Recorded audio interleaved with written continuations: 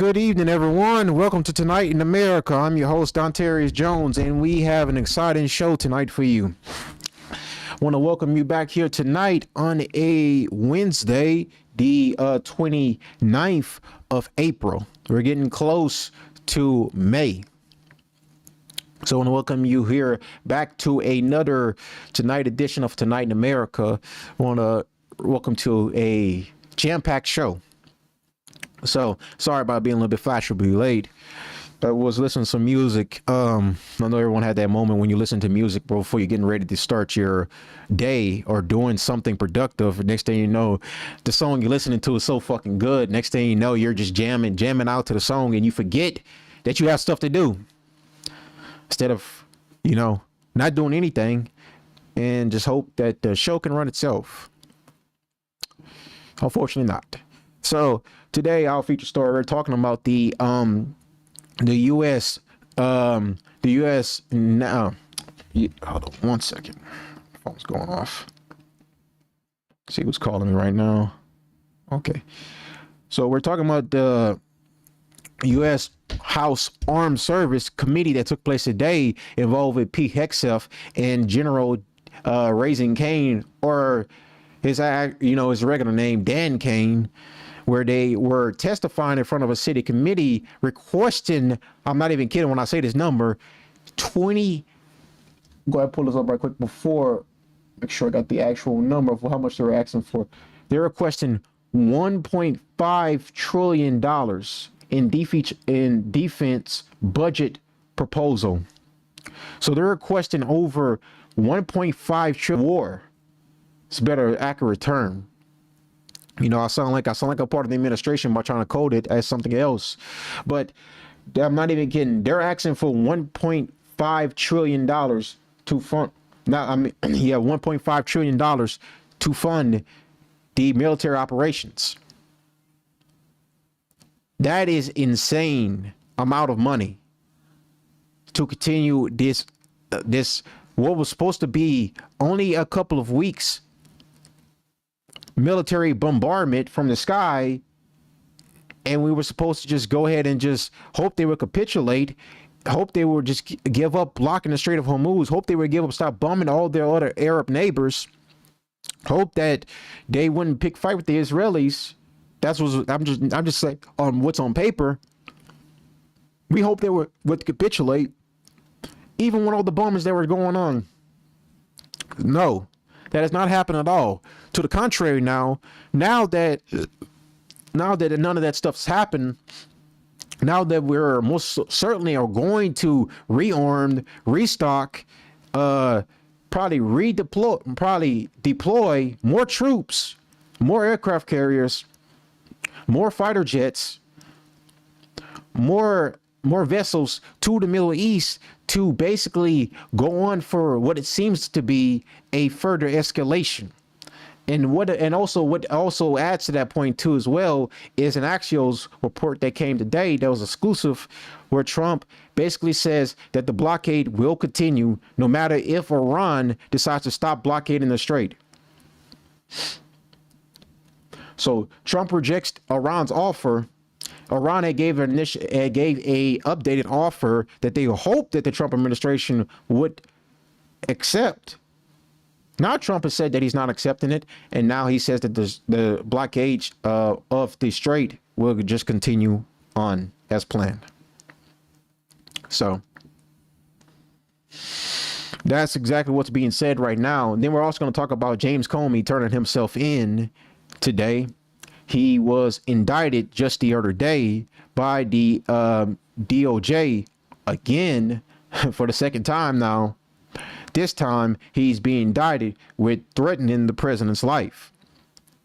And now today he turned himself in, and now he just attended his first hearing.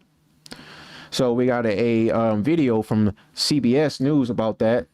We're going to watch that, and then we're also going to cover one more story, I believe. Yes, we're also going to talk about this United States House Senate, this House United States fuck, I keep forgetting the damn name. All right, we're going to talk about this U.S. House armed armed service committee hearing that took place today. Oh, yeah, man, I'm a little bit out of breath. Put that up there. Yes. So we're going to go dissect through everything what's going on, the back and forth that Pete Hegseth was having. We're not going to watch the entire thing because the entire thing's like 6 hours long. I found I found a compilation video that is less than, I believe it's around, let me see, it's around like, okay, it's like 46:30. So it's like 40 minutes long, and it's just all of the heated back and forth Pete Hegseth had today at the committee hearing between him and a bunch of Senate Democrats. So this is going to be interesting one to watch, because pretty much all the other Republican ones are just pretty much just glazing the operation, saying they support the funding of this military operation to continue on right now. And then we're going to go deeper into this funding of the military industrial complex. We're going to go into exactly like all of the money that's going into it, and the more money that Trump wants to pretty much wants to implement more into 2027, because the military spending that we already have is at $1 trillion. Now they want to take that a step further into 2027 fiscal year. They want to raise that to $1.2 trillion. And Americans are out here suffering because like we are pretty much spending so much money on defense. As many of these military officials will tell you, it's to deter our rivals like Russia, China, and Iran. Meanwhile, all the Americans around America, I'm not even trying to sound a little bit liberal when I say this, Americans are suffering everywhere. But meanwhile, our military is pretty much getting so much funding and so much resources going into it. All that just to basically bankroll the industrial complex, the military industrial complex, and to also bankrupt the Americans. Because Americans can't afford the basic needs of everything right now. And inflation is not as bad as it was under Biden, especially because inflation was at its peak in 2022. But it's projected to keep going up as long as the strait keeps being blocked. It's going to get far worse in Asia and Europe too as well. But America right now is really feeling at the gas pumps right now, because even though we are the leader at like our own natural oil and gas, creating our own oil and gas at home, we still sell it at a very, very high price tag where many countries don't want to purchase our oil or gas. They would rather buy it from the Middle East. This is the reason why, like, the Strait of Hormuz, the waterway, it funds pretty much 20% of the world's natural oil and gas. And it being blocked is hurting not us to the same degree that it's going to do Asia and Europe. Europe and Asia are going to feel it more. That's why China has more of an incentive to go ahead and try to get the strait open as much as possible, because they are going to suffer it economically. And we're already starting to see the effects.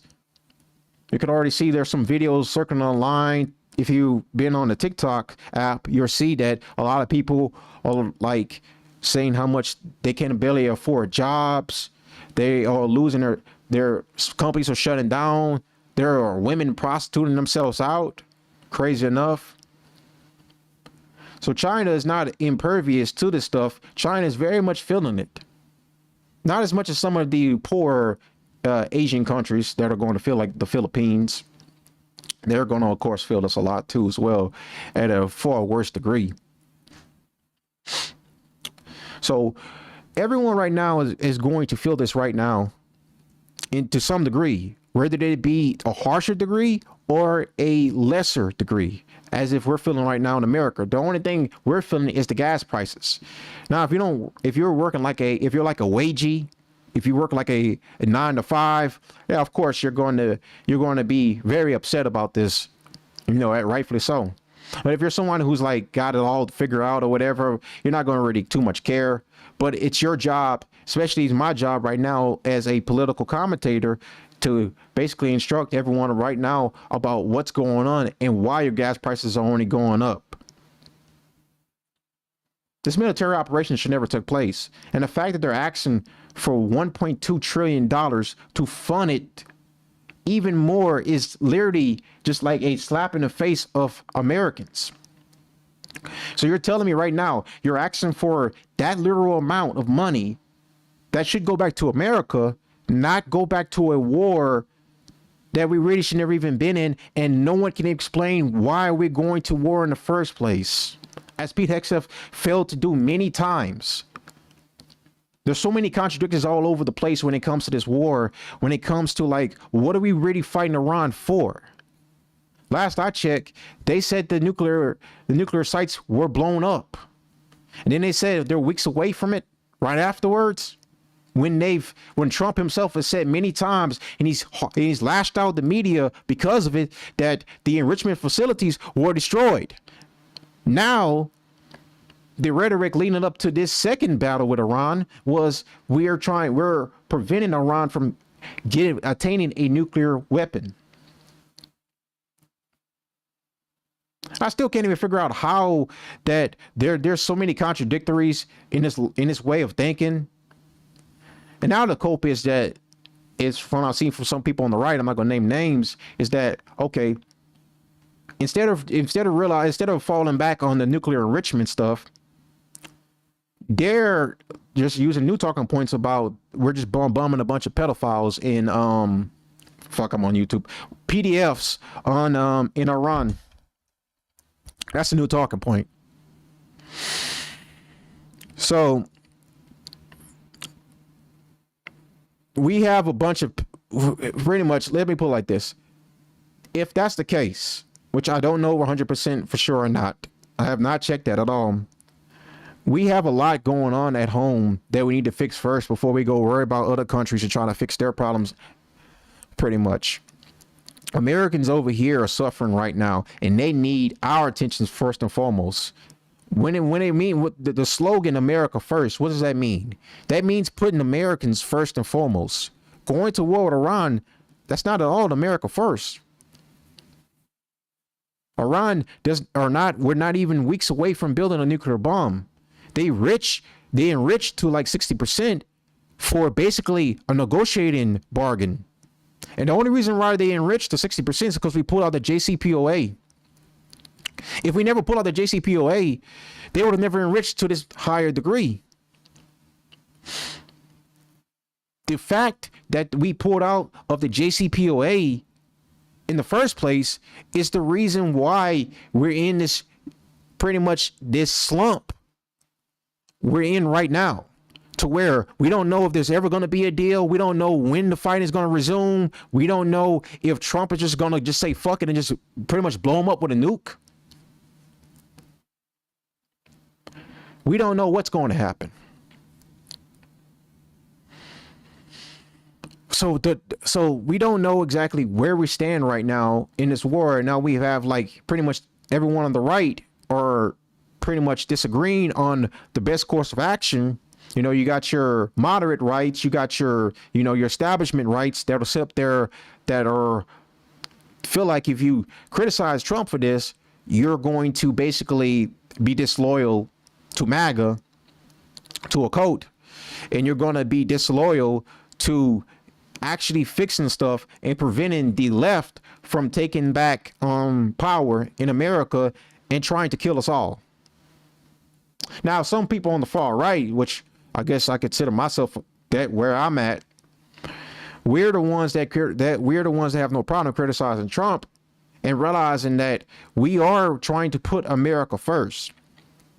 We are trying to establish a America First policy that's beneficial to Americans, and we're trying to make sure there are there's leaders, political figures in government that are going to ensure that Americans' interests come before anything else.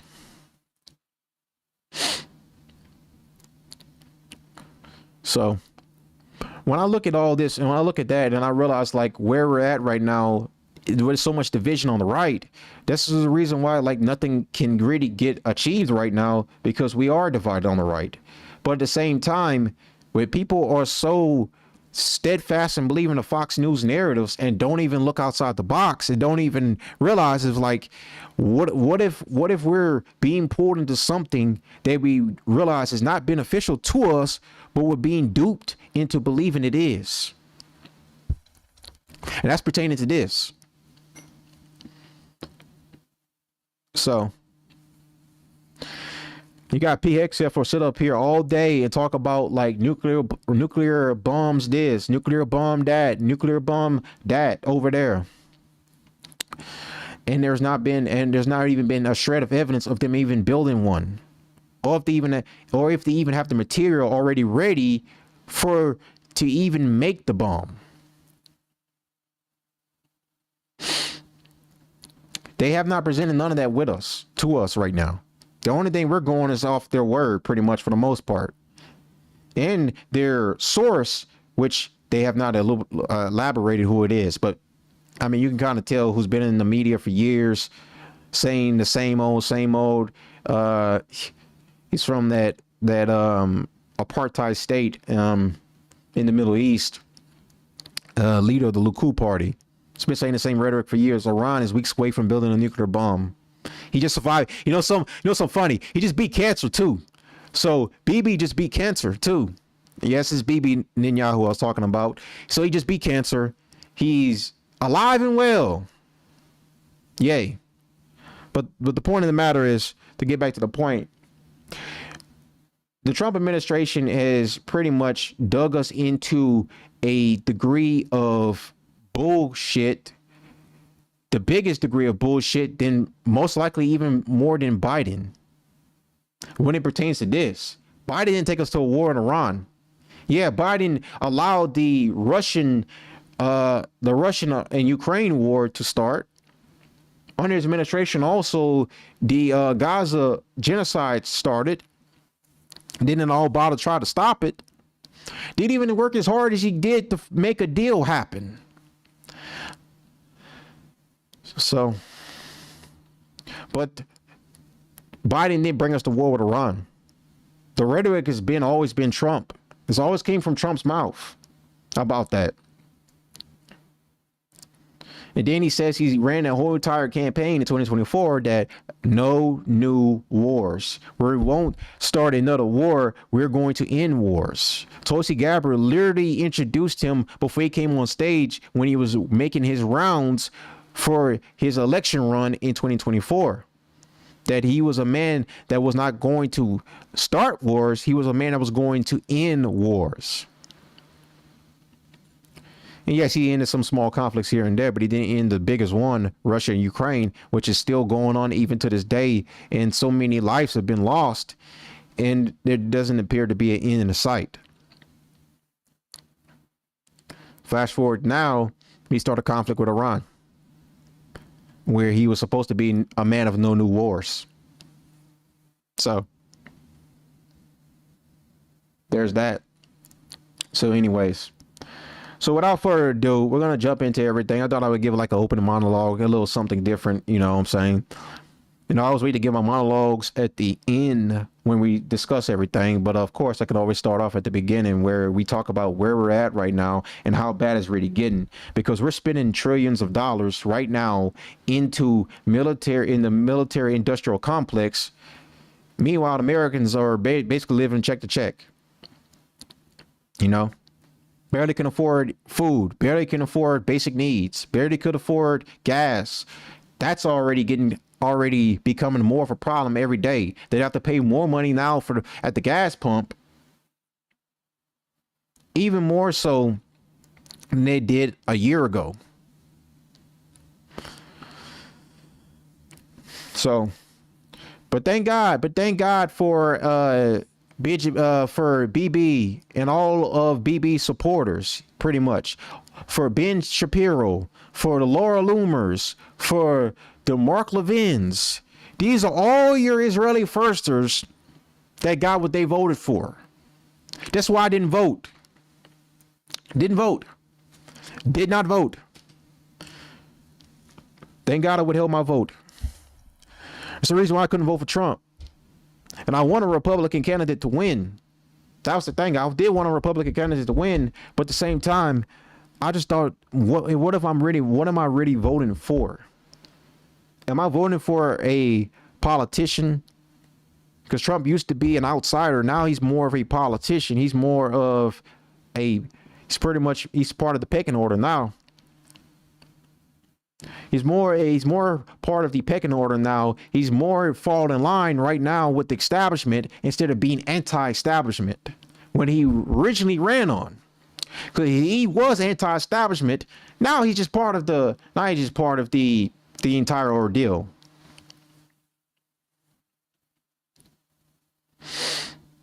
So right now, me looking back right now, all the way back to 2024, and me glad I withheld my vote, because what we got right now is something that I'm glad I didn't put my name behind, because the amount of people that have lost their lives, especially we bombed a girls' school, and the Trump administration refuses to take even a hint of accountability on that.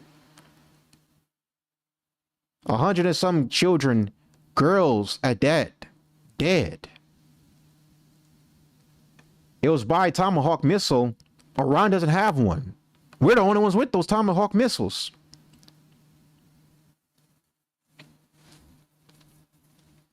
It's disgusting, you know, where we're at right now. Not our problem to go fix the entire world's problem. And I'm not even anti-interventionist.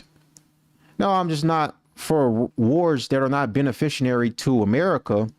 Even though I supported the Venezuela operation because no Americans died. And it was just a quick in and out. Happened like that. But this, South America is our backyard. The Western Hemisphere is our backyard. The Middle East is not. So let's go ahead and jump into our first story today. We're talking about the James Comey second indictment again. So he made his initial court appearance after second federal indictment. This is CBS News. Another story we're following this afternoon is from federal court in Alexandria, Virginia, where former FBI Director James Comey has made an initial appearance on new federal charges of threatening President Trump. The charges were filed after a grand jury in North Carolina returned an indictment in connection with a social media post made by Comey last year. The post is the one on your screen. It shows seashells forming the numbers 8647, and the Justice Department says those numbers constitute a threat because 86 means to get rid of something, and President Trump is America's 47th president. Comey was not arraigned, therefore he did not enter a plea, but in the past he has said he did not know what this could connote violence. He took it down right away. The judge hearing the case denied the Justice Department's attempts to set conditions for his release. So for more on this, CBS News legal reporter Katrina Kaufman joins us now. Can you go into more detail about what happened in the court and what we heard from all sides? Lindsay, Comey appeared in court. He turned himself in today. Basically, this was a brief hearing. He was read his rights. He was informed of the charges against him. His lawyer was in court with him. He was dressed in a blue suit and a light blue dress shirt. My colleague Jake Rosen, who was in there, said that he nodded as he was read his rights, and he also smiled at his family in the courtroom there. His lawyer also told the judge that he plans to file motions related to selective and vindictive prosecution. We also saw this in the previous cases against James Comey. So they're already making it clear that they are making an effort to get this dismissed right off the bat. In addition, the judge didn't feel that it was necessary to set any conditions for James Comey to be free. The DOJ wanted that, but what the judge said, Lindsay, is, I don't think conditions on release are necessary in this case, and he noted they weren't necessary last time, you know, looking back at those other recent cases against Comey. So this is now his third time dealing with this, but very different charges related to this Instagram post. We know the Justice Department has to prove intent in their case. Did we get any more clarity on that today, on maybe what evidence the prosecution may have? So that's not something that they got into in this hearing, but yes, intent is going to be a very important factor here because, Lindsay, with First Amendment issues, this is also viewed as protected political speech. And to breach that, it has to be something called a true threat.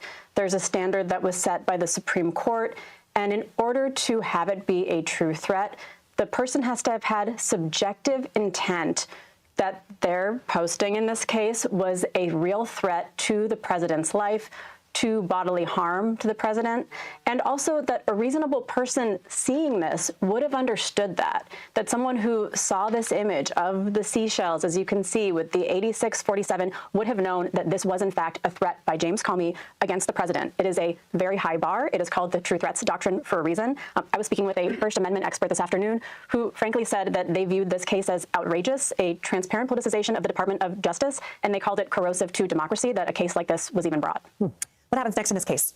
So we are still waiting to hear about the date of James Comey's next appearance, but he will likely very soon appear in court again. There will be an arraignment. We'll have an opportunity to make his plea. And as we heard from his legal team, they are already ready to file motions to try to get this case dismissed on the basis of selective and vindictive prosecution. It's also very likely that we could see a motion just saying that this charge, this evidence, is not going to meet the threshold that you have to for this claim under the First Amendment. Katrina Kaufman, thank you. This is from CNN. Former FBI Director James Comey surrenders and appears in court over alleged threat against Trump. Former FBI Director James Comey surrendered Wednesday to law enforcement before his first appearance in federal court in the Eastern District of Virginia. Comey, who is charged with making a threat against President Donald Trump by photographing seashells on a North Carolina beach, was allowed to leave court with no conditions of release after a brief hearing that lasted less than 10 minutes. I don't see why they be necessary this time, Judge William Fitzpatrick said, nodding that there were no conditions set when the Justice Department first attempted to bring a case against Comey last year. Comey's latest indictment, which was brought Tuesday, comes as an acting Attorney General Todd Blanche has picked up the pace in bringing cases that the president has publicly jockeyed for. The new case represents a rejuvenated effort to satisfy Trump's demands to investigate his foes, including Comey, who he sees as a key leader in the perceived effort to weaponize the justice system against him. All right, so that's the pretty much all I have on the Comey stuff right now until we get more information and when he goes back to court again. So to touch up on that a little bit, I don't see this really going to really get this far, because you could gotta say, because like CBS mentioned earlier, the reporter from CBS said it's based off intent. It's obvious that he didn't. It's obvious that based off of his actions of deleting the post, saying he didn't know, and saying he was sorry, it's kind of already given the illusion that this is just not going to get this far, because he made it clear that he was sorry. You know, I spoke about it yesterday too as well, and I'm interested to see how this one goes over time, to see if maybe this could go further than the first case did, or maybe this one's just going to get thrown out probably a lot sooner than the first one, because again, this is just based off intent, and based off his actions alone. I mean, he deleted the post, apologized, and said he didn't mean to post that, he didn't know what it meant. I don't believe that part, because you're a former FBI director. You don't know what that code means. That doesn't make a lot of sense to me. But the point of the matter is, like, look, James Comey he's many things besides a disgrace. But at the same time, even in this regard, I mean, like, he basically kind of got arrested for the Instagram post. So I don't know if this is going to really held up. I thought about it in like the last 24 hours. I don't know if this is going to really held up to the same degree, this might get thrown out. So I don't think this is a strong enough case against him. So me personally speaking, I see this get thrown out. That's all I really have to say about that, because there's not really much to go off on this. So now we are moving to Trump and Iran. So let's go over here. Exclusive from Axios, Trump rejects Iran's offer, says blockade stays until nuclear deal. President Trump told Axios he's going to keep Iran on a naval blockade until the regime agrees to a deal that addresses U.S. concerns about its nuclear program. Why it matters. Trump is rejecting an Iranian proposal to first open the Strait of Hormuz and lift the blockade while posting nuclear talks to a later stage.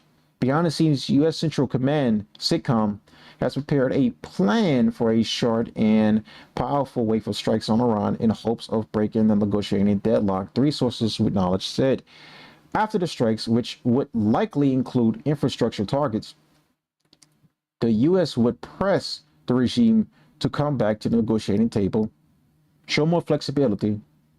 Trump told Axios he saw the blockade as somewhat more effective than the bombing. And the sources said he had yet to order any kinetic action as of Tuesday night. He did post an AI-generated meme of himself holding a gun with a warning to Iran at the tagline, "No more Mr. Nice Guy." This is what he's referring to. It's a little fucking corny, but it's like, hey, I mean, this is just kind of so corny, bro. That's boomer. That's basically boomer humor for you, bro. Yeah. So, and for now, Trump sees continuing the blockade as a primary source of leverage, but he would consider military action if Iran still won't cave. According to the sources, he declined to discuss any military plans in Wednesday's phone call, which lasted around 15 minutes. Yeah. So it's clear that again, this is just still in a stalemate. Okay, Iran's offering a deal to them. He turned it down, and now we're just pretty much just like back to square one. No close to a deal. You know, the blockade continues. Iran's economy is getting tarnished right now because of this. There are there's hundreds of millions of jobs being lost right now in Iran. Their economy is taking a hit right now. The GDP is going down. Pretty much because the blockade is going on, there are no ships that are able to get through the Strait of Hormuz, and pretty much not only they suffer, other Gulf countries suffer too as well. And that's a ripple effect that went on. That's a ripple effect pretty much that trans over to other Gulf states, because we read yesterday that the UAE left OPEC. They left OPEC, which was a big deal, basically insinuating that because of this entire operation that's been going on in the Middle East between U.S., Israel, and Iran, and all the Gulf countries being caught in the middle of this and basically being collateral damage, that all this what's going on right now is really changing and shaping the Middle East again. Not since the Iraq War, not since the War of Terror, that the Middle East has gone through another radical change right now. Right now, is the way it's looking right now is that the opinions of the Americans are going to be drastically different when this is all said and done. Not only were the other Gulf countries bombarded with missiles and drones, the Americans didn't do a good job of defending them to the degree that they were hoping. Because not only were the military bases on these Gulf countries were also being hit, sometimes a cluster missile is intercepted, and then there's fallen debris, and it can fall into civilians, as we can see with some of these Gulf countries, that their civilians have been injured and civilians that have been killed. Kuwait, Oman, Qatar, Saudi Arabia, UAE. All of this has a ripple effect all around in the Middle East right now. So the way it's looking right now, the Middle East right now, our opinion, the Middle East's opinion of the Americans are going to change when this is all said and done, because they're suffering right now financially bad. Their other option is the Red Sea, but there's not going to be many ships that are going to be able to get through, and not many products to be able to be transferred over to the Red Sea, because their main shipping route is the Strait of Hormuz. And right now, if you try to sail through the Strait of Hormuz, you're going to be intercepted. You're going to be apprehended either by the United States or Iran. And then everyone loses in this regard. Like I said, we're not gonna feel it to the degree as Asia and Europe are gonna feel it, but we're still feeling it right now, all the less, especially at the gas pumps. Excuse me. So let's go over here. We've got a BBC report right here. Trump urges Iran to get smart soon and sign a deal. Let's start with the new threat to Iran from Donald Trump. Well, as we become used to, it came on a post on his Truth social platform. The president shared an AI-generated image of himself holding a gun with explosions going off in the background. He captured it, "No more Mr. Nice Guy." Well, President Trump wrote next to the image, "Iran can't get their act together. They don't know how to sign a non-nuclear deal. They better get smart soon." Well, oil prices have climbed sharply after reports the United States is planning for an extended blockade of Iranian ports and shipping. At one point today, a barrel of the benchmark Brent crude hit $115. That's $5 more than its price on Tuesday evening. Iran has said it will continue to disrupt traffic traveling through the Strait of Hormuz in response to the US blockade. About a fifth of the world's oil and gas travels through the strait in normal times. Well, with his assessment of Donald Trump's post, here's our diplomatic correspondent, Paul Adams.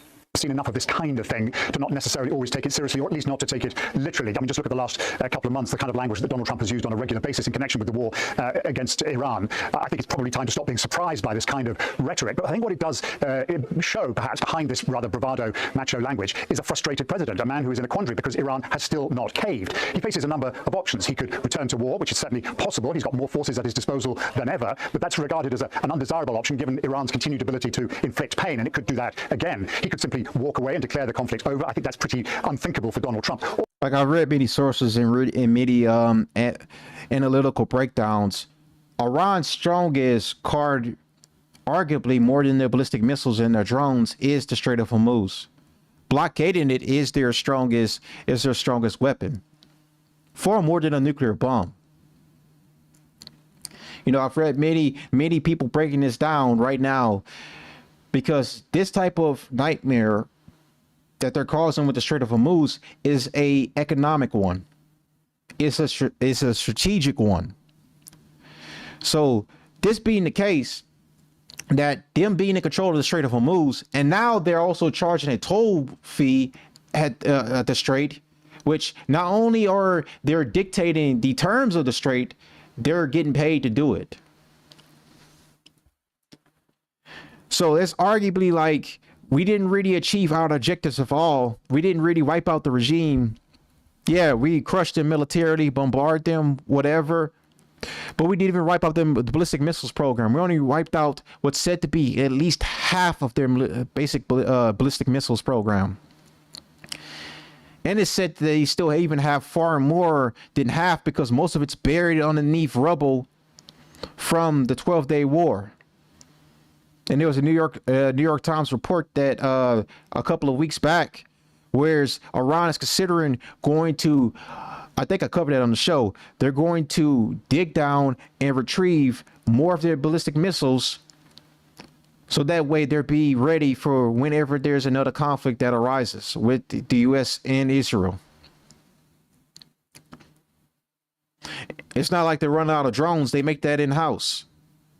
So we crushed them on the sea. We crushed a lot of their ships or whatever. But they're still able to basically control the Strait of Hormuz, even without the ships. And they have some degree of air defense systems, because they're able to shoot down at least 2 fighter jets. So the way it's looking right now is Iran does have the cards in this. In this scenario, Iran does control the course of this war, and they still view it as such. And Al Jazeera just the other day, Iran state officials, we are still in a conflict with the United States. We are still in a cycle of war. Just because the bombing from the sky stopped doesn't mean the war is over with. There's a blockade going on the Strait of Hormuz. Now the fight has gone from the air to the sea. So we couldn't figure out how to open it by ourselves. Now we've just assisted them with just blocking the Strait of Hormuz, and now we're just causing global, possibly in the next couple of weeks, global recession.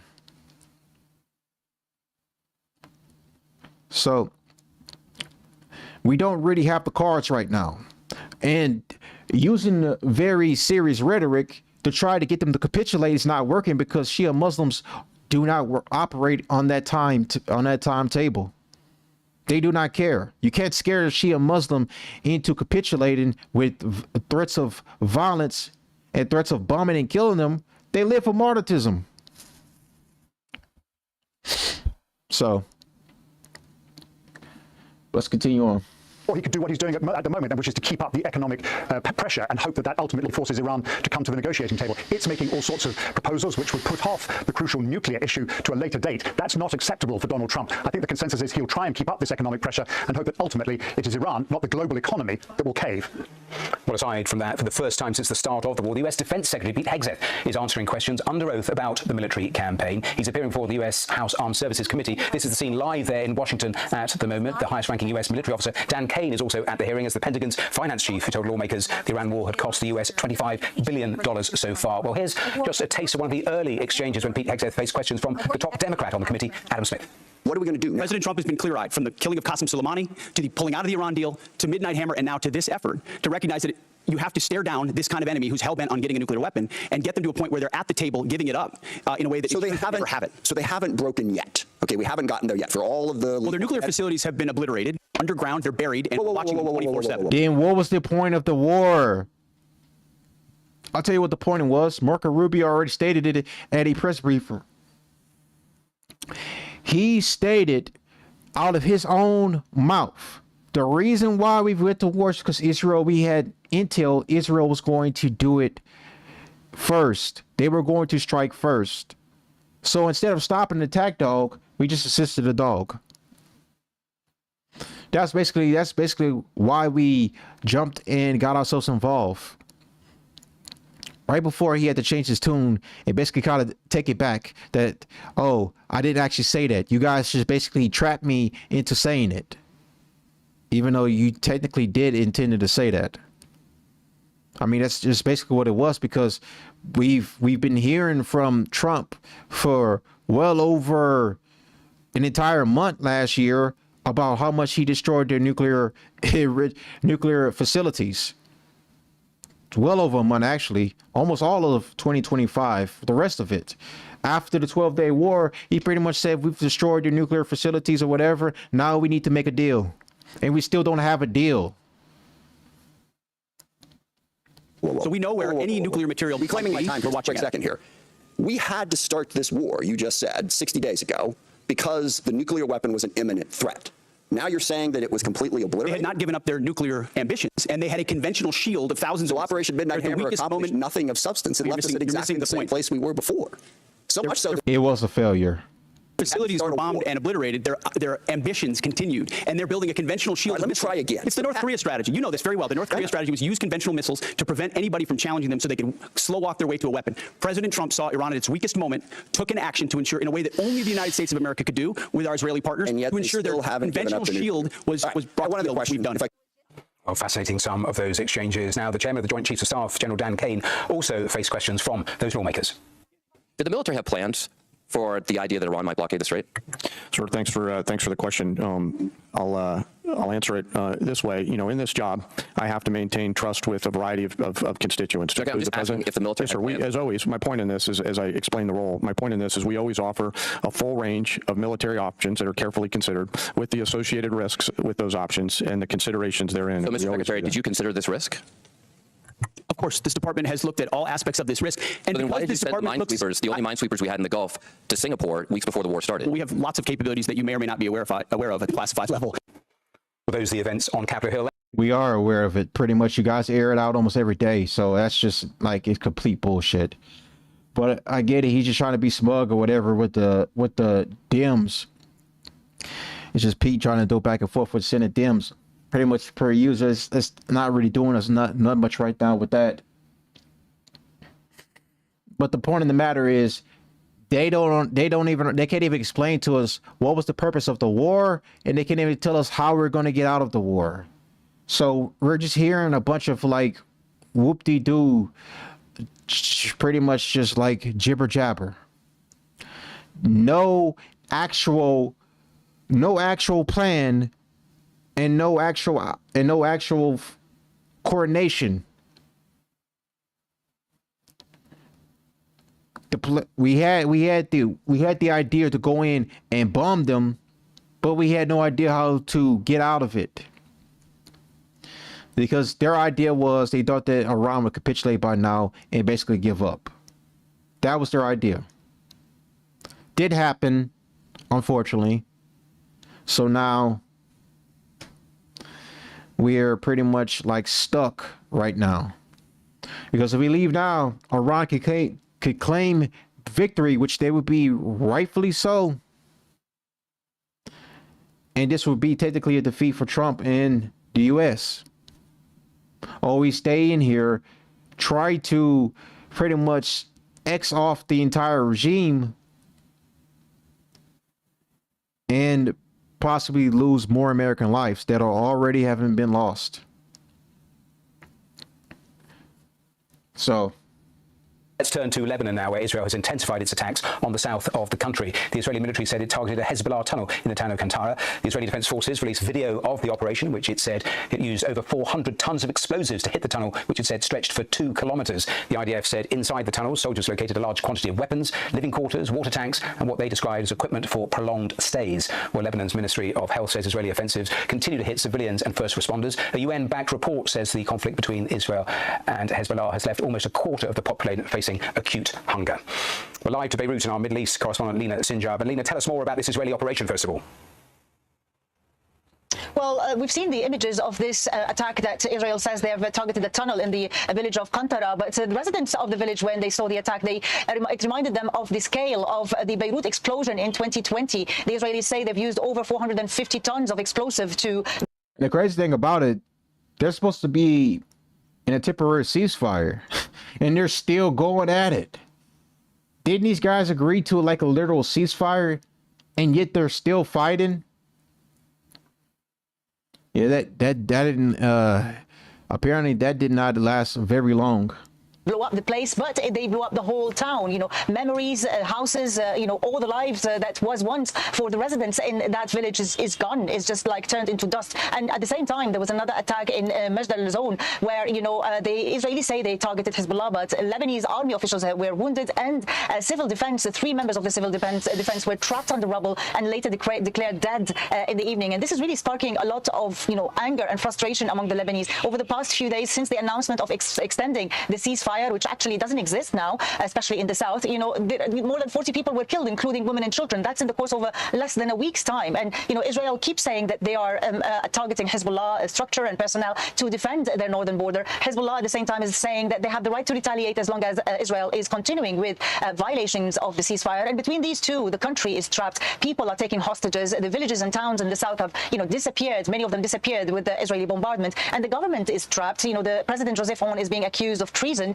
because of this, you know, negotiations with the Israelis, and he is putting the blame back on Hezbollah for dragging the whole country into this war. But at the moment, this whole ceasefire, you know, supported by the Americans, seem to be close to non-existent in the south, and it's just the situation is dragging. Yeah, it's clear that there's a very clear divide between the Lebanese state officials and Hezbollah. Hezbollah made it very clear they're not going to negotiate with the Israelis. They're not trying to look for negotiations or look for an out. They want to continue the fighting right now, especially for Khomeini, who was, Khomeini, who was killed by the Israelis in that surprised overnight bombing that took place in Tehran. So Hezbollah has made it clear they're not going to basically capitulate and give up because of some ceasefire or whatever. And the Israelis have made it clear they want to destroy Hezbollah, because Hezbollah was one of the ones that handed them a defeat on the battlefield. Even to this day, it was technically a strategic defeat because Hezbollah survived. Yes, they've killed some of their leaders and some of their soldiers over the years, and the little small skirmishes they have here and there, but Hezbollah is still standing and still fighting the Israelis. And there's, I'm gonna argue right now that there's more Israelis that are dead on the battlefield more than Lebanon. More than Israelis. Hezbollah, sorry. More than Hezbollah. And this is from like inside sources that are having inside knowledge about this matter, that are reporting that. So it's crazy that they're basically trying to give this image that the IDF is doing far worse damage to Hezbollah, but it's the other way around. That's why I've always said that the IDF is good at one thing, but they're not great at another thing. They're good for bombing you from the sky, but on the battlefield, they're terrible at on-the-ground battle. The South into a prolonged war that could expand further if the Israelis decided to. Lena, thanks very much for that update. Let's turn to some of the economic impacts of this war. We know that rising fuel prices have been driven up because of the war. They're having a big impact on some industries. Well, today, the Federation of Indian Airlines warned that some carriers are on the verge of collapse because of the massive increase of the cost of jet fuel prices. The Federation, which represents 3 major Indian airlines, wants the government to suspend excise duty on fuel and a reduction of other taxes. Well, some of India's labour-intensive sectors are also being impacted. In the North Indian city of Firozabad, the ongoing war is threatening its century-and-a-half-old glass industry. Well, Arundhati Mukherjee has been to the city and sent us this report. All right, so we're pretty much going to move on for right now about that. So let's talk about today's United States Armed Forces Senate Committee. Skeptical Democrats confront Hegseth for the first time since the start of Iran war. Skeptical Democrats confront Defense Secretary Pete Hegseth Wednesday for the first time since the Trump administration went to war with Iran, touching off tense exchanges over a costly conflict with unclear objectives that has been waged without congressional approval. The hearing before the House Armed Service Committee was focused on the administration's 2027 military budget proposal, which would boost defense spending to a historical $1.5 trillion. Fucking insane, bro. We spend more. I'm not even joking. We spend more on our defense towards our military more than we do anything else in America. More than like literally the basic average needs for the average American. All that goes towards our weaponry to reinforce our military. The military industrial complex gets far more income put into it more than any other endeavor in America. And because of the rhetoric is, we have to always make sure everything is ready. Our weaponry, our soldiers, the morale, the mental health or whatever, we have to make sure all that is put towards the military industrial complex just in case our enemies were to ever attack us. That's the rhetoric. The fact that this is about to exceed to $1.5 trillion. It's crazy. Let me show you. This is the U.S. military budget 2026. The U.S. military budget for fiscal year 2026 reached a record total of over $1 trillion. The spending is finalized through a combination of approximately $838.7 billion in defense appropriations, plus an additional $150 billion, bringing total national defense spending to a new high. The budget focuses on a modernization, including nuclear, air, and naval capabilities. So remember this. It's because the entire world is raised their spending towards their military that the United States has to take it a step further to pump more money into spending towards defense in order to quell all of our enemies that would try to do harm to us. That's according to all your politicians, all the cocksuckers in Washington. This is how much money that's being pumped right now into the military industrial complex.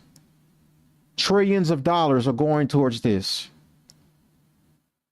Meanwhile, what about the everyday man that goes out, steps outside of his house every day, goes to the store, tries to buy groceries, body wash to wipe his own ass, basic everyday needs. Now gas prices are rising up.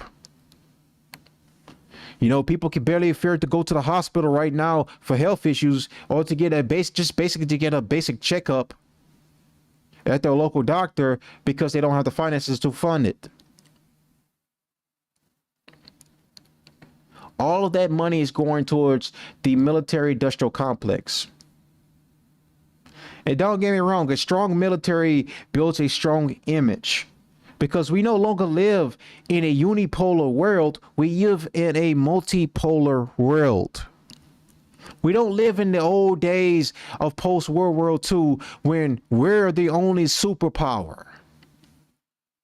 We have adversaries, we have rivals, we have people that have pretty much reached our status and are trying to basically overtake us. The only way they can do that is by basically destroying the petrodollar. Without the petrodollar, then America loses its actual, its form, what keeps it at the top of the pyramid. BRICS is trying to implement BRICS dollars to where people can trade oil and gas through BRICS dollars and stop relying on the petrodollar, stop relying on the USD.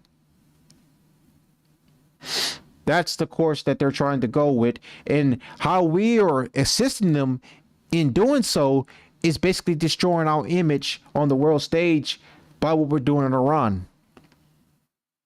Because now Russia can also turn that back on us and says, look, you guys basically invaded Iran without even clearly explaining why you did so in the first place. Russia has more of an incentive to go at Ukraine. We don't have at all a justification to go to war with Iran.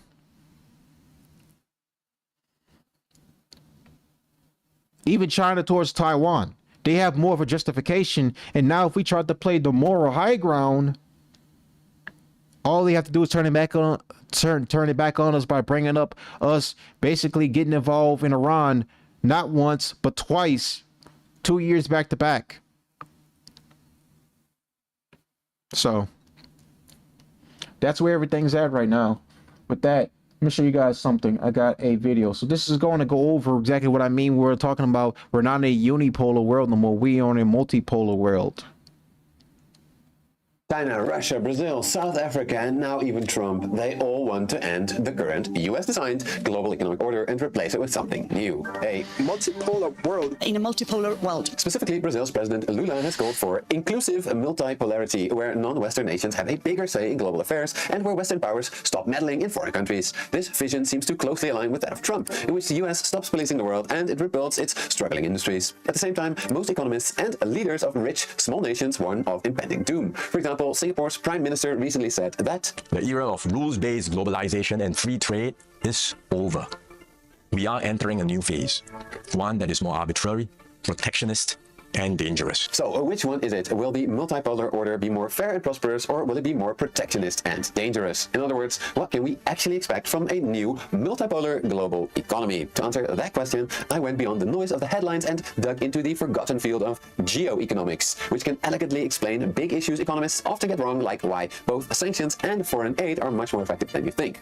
Remarkably, geoeconomics does not tell us that the multipolar order will be a disaster for sure, but crucially it will depend on what type of multipolar order we end up with. Will it be a new free-for-all like the one Russia envisions? Will it be an inclusive rules-based order like the one Brazil wants? Or will we end up with something similar to what we saw in the Cold War? Which scenarios we end up with not just shapes global politics, it has drastic implications for inflation. So hegemons have the ability to induce an entity, be it a foreign government or firm, to take an action that it would otherwise not want to take. They can do this in two ways. The first is by threatening negative consequences if the target does not undertake the desired actions. And the second is by promising positive benefits. For example, in 2020, China imposed several tariffs on Australian imports just after it called for an international investigation into the origins of COVID-19.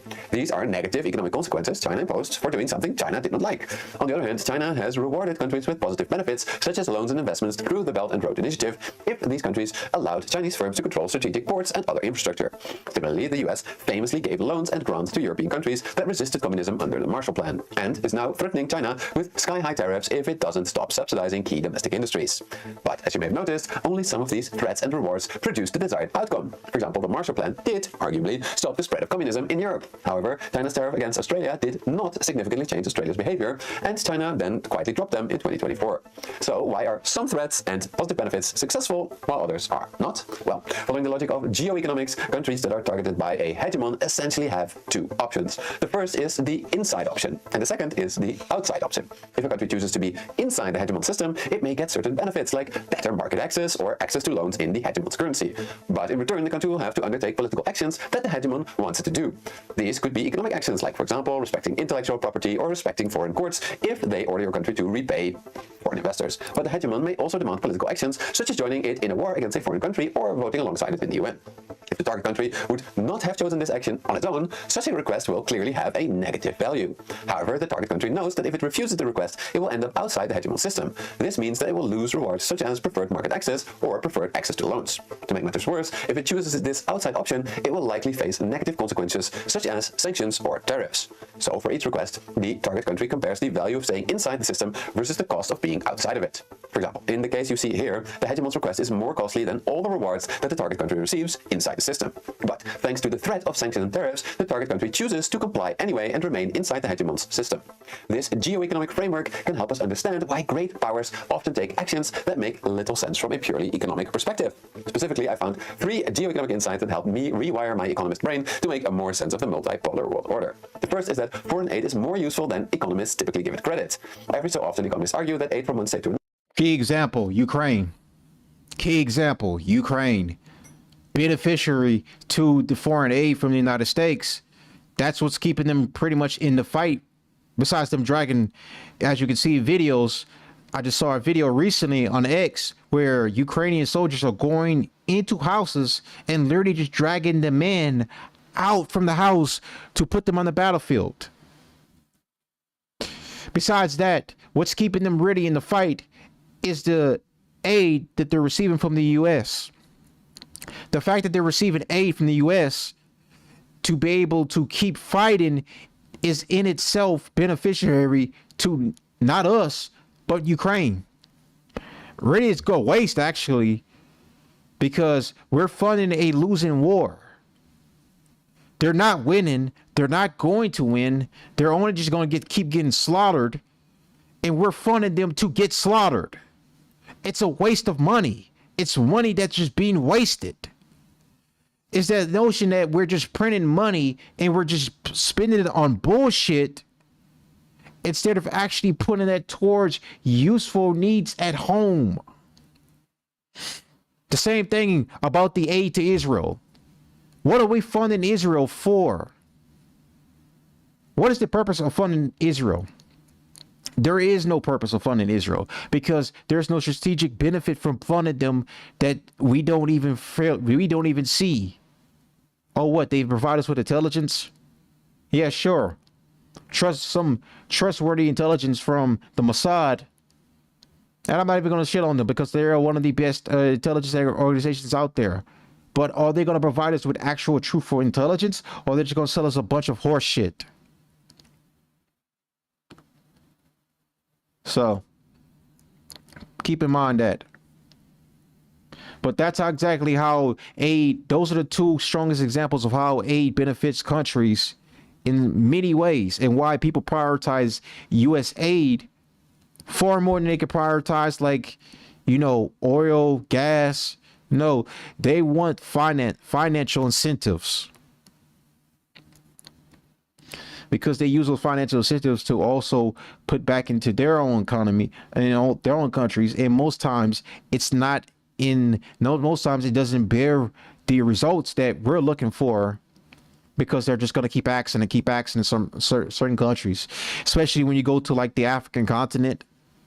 Many people in the African continent, all these African countries that are constantly asking the U.S. for aid, you know, they have not progressed enough to where they can't build on their own, but they have to constantly keep asking us to send them money there to basically fund their poverty.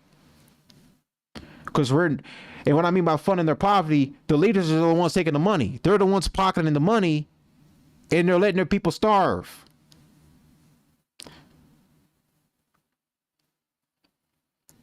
So, and then so it was obviously eugenic stuff too as well, you know.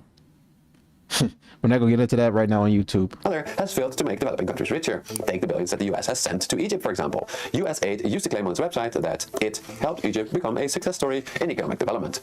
But it rightly got criticized for that by economists because there is really very little evidence to back that up. However, US aid to Egypt makes total sense if we look at it through the lens of geoeconomics, as US aid raised the value of the inside option for Egypt, leading it to stray away from the Soviet Union's economic system, and later making it hard to refuse the US's request to make peace with Israel. The second way geoeconomics gave me a new perspective was by challenging the narrative that sanctions are largely ineffective because they do not get countries to do what you want. Did North Korea, Iran, or even Russia suddenly comply with the US political demands after being sanctioned? No. But if we follow the geoeconomics framework, we can see that these sanctions did signal to all other countries that stepping out of the US-led system would be very expensive indeed. After all, as Dr. Clayton and his colleagues write, if the hegemon does not carry out its threat against one entity today, then other entities may think they will also be let off the hook in the future. Thirdly, and finally, geoeconomics tells us that being a successful economic hegemon is not just about being a big, strong, independent economy. It is just as much about being the best at coalition and institution building. That is, geoeconomists recognize that the hegemon is much more powerful if it can get a coalition of countries to go along with it. Similarly, they recognize that international institutions are, I quote, closely influenced by the hegemon. This could explain why, despite staying at roughly the same percentage of global output in dollar terms, US global power has gotten way less. Crucially, it was not the US economy, it was that of the US main coalition partners, Europe and Japan, that became economically far less important. So the inside option of being inside the US-led order is now less attractive, and the outside option less painful because the US coalition is far less powerful. Indeed, as Dr. Clayton and his co-authors note, US sanctions against Russia were far less painful than it could have been because the coalition did not include China and India, which were large alternative buyers for Russian energy. These insights from geoeconomics are absolutely crucial, I believe, to get a better idea about what the multipolar global order will actually look like. But first, we need to clarify that in all historical global orders, there are economic hegemons, plural. But in a unipolar global order, the world is dominated by one hegemon, whereas in a multipolar global order, it is dominated by multiple hegemons. So what is the economic effect of switching from a unipolar to multipolar global order? The geoeconomics papers that I read contained two key predictions. The first prediction is that multipolar world tends to be less globalized. Specifically, as you can see here, in a unipolar world order, global trade tends to go up and money moves across borders more easily. The simple explanation for this is that if a hegemon's coalition is strong enough, it will be extremely expensive for countries to deny its political requests. This then leads us to our second prediction, which comes from an economic model by Professor Fernando Broner and his co-authors, which predicts that only a hegemon of intermediate size will use threats. The reason for this is that small hegemons do not really have the economic power to threaten others. On the other hand, a super dominant hegemon often does not need to threaten anyone because it is already really clear to everyone how powerful it is. So the second prediction is that the multipolar world order, which is by definition dominated by multiple intermediate hegemons, will have more economic threats and they will be acted upon more. These can be negative threats like tariffs and sanctions, but crucially they can also be positive threats. Like you also want to know something funny? When you have global superpowers, they tend to play on different rules than other small like multipolar countries. So what I mean by that is like when it pertains to like say international law. For example, you have like United States, and this is me as American admitting this, and then you also have Russia and you have China that have broken international law before. But here's the thing. Who's going to enforce international law against a global superpower? Which international court is going to enact against a global superpower? None of them. That's the spoils of being a bigger global superpower compared to, like, say, a smaller superpower. The only smaller superpower, that's beneficiary from being associated with a bigger superpower is Israel, because they've broken so many international laws and they have constituted a bunch of war crimes, especially during the Gaza genocide. But the problem was why nothing could be done about it, and why Benjamin Netanyahu is still not in cuffs is because they benefit from being associated with us. So that's the only reason why. That's the perks of being in association and close ties with a bigger giant global superpower like the United States. Aid and loans to countries, which can then later be removed if countries do not follow the local hegemon. These two predictions can explain why Singapore's prime minister was so pessimistic about the new global order. Singapore is not a hegemon, and it is very dependent on both global trade and finance. On the other hand, bigger nations like Brazil, Russia, India, and China are logically more optimistic, as they have far larger home markets. However, as history shows, they may be careful what to wish for, as some of these countries have benefited tremendously from globalization. Meanwhile, others have a naive vision about what a multipolar world will actually look like. So, what do these visions look like, and how likely are we to get them? Let's have a look at 3 plausible scenarios and how likely it is that we get each of them. These 3 scenarios differ primarily in terms of how deglobalized the world will become and how likely it is that we will see more economic conflict. On the left-hand side of the spectrum, there's the Russian vision, in which we have all of these great powers which have their own spheres of influence, where they can freely use economic and non-economic threats to maintain leadership over these countries. However, as we've seen with Ukraine, the South China Sea, and now with Kashmir, great powers do not agree on the borders of these spheres of influence. Therefore, I expect that if we have the Russian vision, we will see a lot more economic threats materialize, especially between rival powers and countries at their peripheries. This is similar to what we saw in the 1930s and could bring economic trade and finance crashing down. This is Singapore's horror scenario. To counterbalance this, there's a second scenario, which Brazil's President Lula has called inclusive multipolarity. In this scenario, South Africa's President Cyril Ramaphosa has said that we reiterate our commitment to inclusive multilateralism and upholding international law. In other words, in this scenario, rather than competing for spheres of influence, great powers work together inside existing institutions like the United Nations. Now, this may sound very naive, but as a European living in a small country, right besides 3 local hegemons that all at some point considered my home country as part of their sphere of influence, I can confirm hegemons working together with lots of trade is actually possible. But then again, the US did play a big role in the creation of the European Union, as did the memory of how bad the Great Wars were. Therefore, I personally think the middle scenario, a second Cold War scenario, is the most likely now. In this scenario, we may see the re-emergence of 2. We're seeing that right now with China in this trade war and the tariff war. So we are in the middle of a Cold War with China, especially when it pertains to these tariffs, because as you saw last year during Liberation Day, where Trump issued I forgot how much was it, the amount of tariffs he issued. Let me see. Open up another tab. Hold on 1 second. Do this off the side right quick.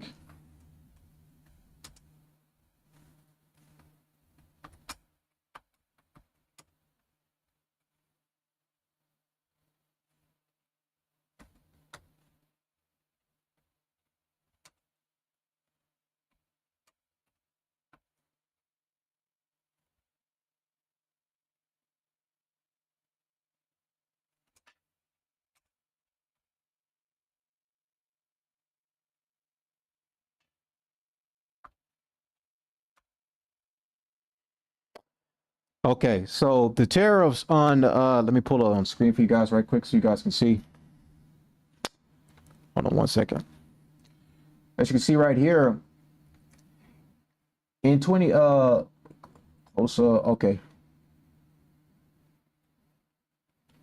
As you can see right here, in 2025, U.S. tariffs on China escalated significantly, with the average rate on Chinese imports ranging from roughly 21% in January to nearly 50% by the end of the year. These actions, driven by a new wave of trade actions, meant that overall U.S. tariffs on Chinese goods remained around 47.5% to 50% for much of the year, leading to a 28% drop in real U.S. imports from China in 2025. Initial 2025 hikes tariffs increased in early 2025, with rates on many products from China raising from roughly 19% to 20.7% initially, then scaling up. Mid-year escalation reports indicate rapid, substantially increases throughout the year, with temporary peaks reaching up to 125%, combined with existing rates for a total of 145% on certain goods around April, as outlined in an average effective rates. The average effective tariff rate on imports from China was estimated at 27.9% for the first year of 2025, before higher mid-year rates took first effect. Notes. And that's just the tariffs that were put on China. Let's go back and do a quick deep dive for one sec. I'll play this right quick. Economic blocks, one centered around China and one around the US. Both these great powers then have their own economic institutions and coalitions of like-minded countries. If this happens, we'll surely still have painful effects from deglobalization, given that the US and Soviet Union were never too interconnected, while China and the US certainly were. And in this scenario, we'll absolutely see a lot of conflict and uncertainty between these blocks. But it will be far less so than in Russia's spheres of influence scenario. So how likely are these scenarios exactly? Nobody knows for sure, but if I had to bet my money on it, I would put 40% of it on Russia's spheres of influence vision, 5% on Brazil's inclusive multipolarity scenario, and 55% on the Cold War II scenario. Of course, in reality, the multipolar world order will end up somewhere in between. All right, so before we go on with that one, I want to show you guys this one too as well. So this one was also, this was China's retaliation against the U.S. So following 2025 escalations, China implemented retaliatory tariffs that peaked at an average of 125% to 147.6% on American goods, with specific surges ranging 84% in April 2025. However, by May 2025, a deal was reached to reduce these 2025 retaliatory tariffs to 10%. Though early 2018 to 2020 trade war tariffs largely remain in place. So as you can see right there, we are in the middle of a new Cold War right now. So that scenario is pretty much being lived out right now in our everyday existence right now. So this tariff right now, with China, we're not militarily involved with China yet. So we're basically in an economic Cold War scenario where we're just throwing tariffs at them and they're firing right back by tariffing us. So they're trying to make it hard for us economically, while we're also simultaneously trying to make it hard for them. So of course now we've reached a deal with them, and Trump. And my opinion about that was he should have stood 10 toes down on that tariff war that he had with China and not capitulate for a deal, and basically made them bleed. Because at the same time, yes, it would have caused short-term damage, but at the same time, China has been fucking us over for too long, making them pay for never holding up their end of the bargain, ensuring America's interests are upheld and our deals are met. Instead, we just basically just kind of like, basically just, taco. Trump always chickens out. So.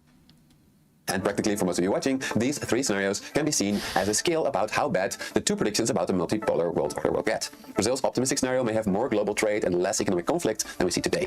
But Russia's spheres of influence in this world will almost certainly have far less trade, far less financial freedom, and more economic threats like tariffs and sanctions. And this would be terrible for economic growth, inflation, and asset prices. But it may actually be good for some countries, like indeed Russia, that are already incredibly isolated in the current global order dominated by the US.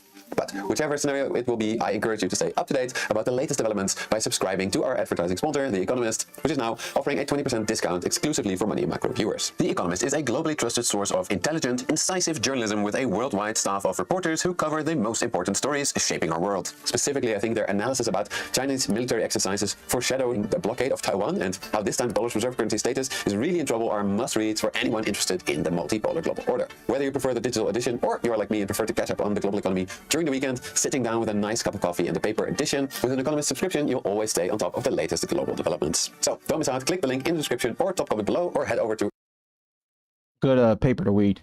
All right, so let's see where we're at. So let's go ahead and listen to Pete Hegseth talk about the 1.5 trillion defense budget proposal, and listen to him defend it. Then we're going to get into right here. We're going to go over history of the military spending the U.S. has done right now to basically, you know, to basically put so much amount of money towards the military industrial complex and less money towards the pockets of everyday Americans.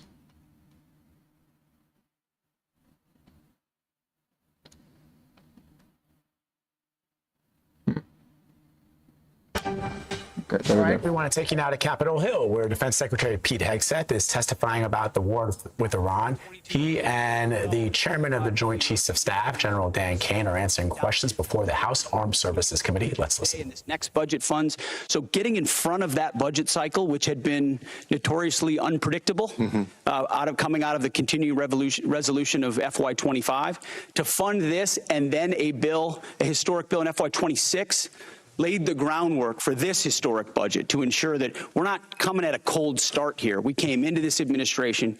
Reconciliation was a beautiful tool. We were able to use that through that one big beautiful bill to fund the priorities of this department. We spent on $4 billion on barracks, started immediately getting after the quality of life of barracks.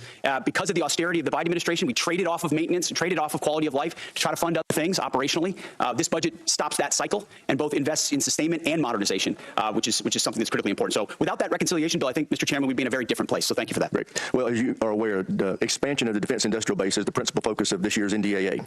So in addition to enacting this budget request that's been submitted, we want to work with you to enhance the department's statutory authorities to improve the capacity of our DIB. What additional changes in law, such as the additional multi-year block buy authority, would you recommend that we pursue in this year's NDAA? A few aspects of the acquisition transformation that's been undertaken by Undersecretary Duffy in acquisitions and sustainment. So there's some aspects of that we'd like to codify even more. But you mentioned it. Multi-year procurement is incredibly important and one of the most important parts of this bill. When this committee and this Congress funds those things, companies are already breaking ground on tens of billions of dollars of new plants. You name we've got 14 in our ammunition council that we're focusing on certain ammunitions. There are 14 that are critical. You know, PAC-3s, SM-3s, SM-6s, THAADs, Patriots, Tomahawks, AMRAAMs, JASSMs, you name Prisms, you name them. We were building them at too slow and too low a level. Now the companies are going to pay for those factories and those production lines. And when Congress gives those 5 to 7 year demand signals, they'll then fund it. Not just, hey, can we get 10 more per month, but can we 2x, 3x, 4x the production, pay for it now, and the companies invest accordingly. So it's been a critical aspect of some of what we've done so far, but we need more of those 5 to 7 year investments. Great. General Kane, what does the $1.5 trillion budget mean for the warfighter and our ability to project forces and secure our interests around the globe?